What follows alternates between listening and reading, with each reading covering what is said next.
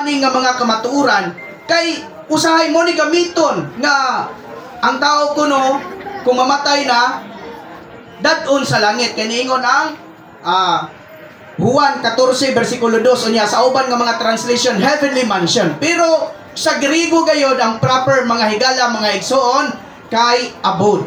Praise the Lord. Dayon ang tao kung mamatay asa gid siya dadon siya sa Hades. Sa mga magtotoo, asa man ang mga magtotoo?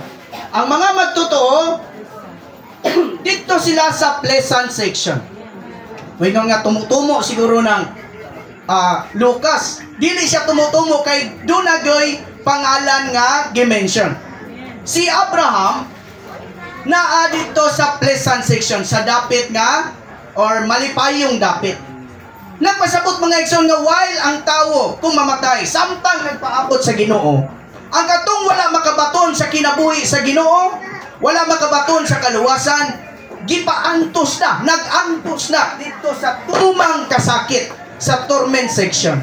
While ang mga magtotoo, mga higala, mga igsoon, asa gibutang, gilipay dito sa sabaka ni Abraham. Busa ni Brad Alod, Esther, praise the Lord! Amen. Dili ni siya condolence mga igsoon. Kung dili unsa man ni alang natong mga magtotoo nga nakakita gyud sa kamatuoran, congratulations mga igsoon. Sigurado na nga ato igsoon di siya moadto dito sa torment section, kung dili naa na sa sabaka ni Abraham ginalipay kauban ni Lazaro mga igsoon.